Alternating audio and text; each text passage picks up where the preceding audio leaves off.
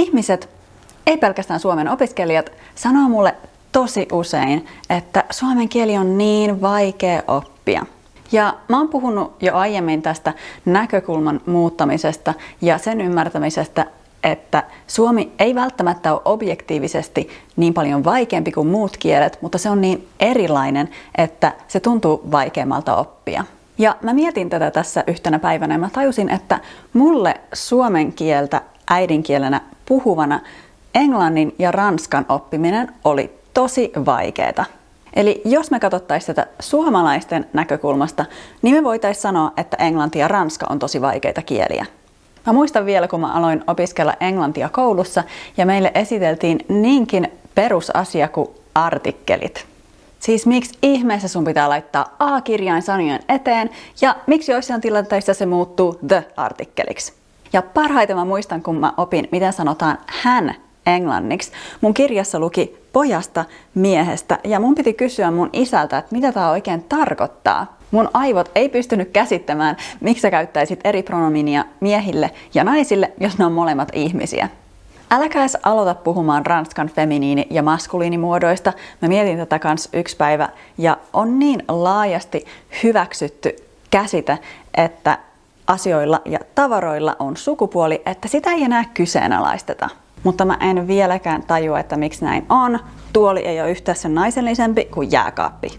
Tämä on asia, jossa mä teen varmaan kaikkein eniten virheitä kaikilla romaanisilla kielillä, joita mä puhun. Ja natiivien mielestä tämä on ehkä aloittelijan tason virhe, mutta mulle tässä vaan ei ole mitään logiikkaa. Kaiken lisäksi jopa romaaniset kielet ei ole samaa mieltä kaikista sukupuolista. Okei, mä jouduin nyt vähän sivuraiteille. Mun pointti on se, että myös me suomalaiset joudutaan oppimaan ihan erilainen kieli kuin meidän äidinkieli, kun me opiskellaan englantia. Kieltä, joka meidän mielestä tuntuu oudolta, epäloogiselta ja vaikealta. Ja kysymys kuuluukin, miksi suomalaiset sit yleensä ottaen puhuu niin hyvää englantia?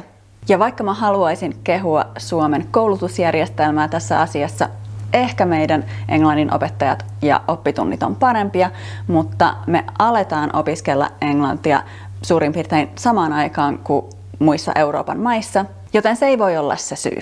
Pääsyy, miksi suomalaiset puhuu yleensä niin hyvää englantia, on se, että me ei duvata TV-ohjelmia tai elokuvia. Me kuullaan englantia siitä lähtien, kun me osataan lukea tekstityksiä. Suurin osa Suomessa näytettävistä ohjelmista on englanninkielisiä. Ja vaikka tämä ei ole aktiivista opiskelua, eikä me välttämättä käytetä sitä jokapäiväisessä elämässä, niin me kuitenkin opitaan ymmärtämään englantia erittäin hyvin tämän takia.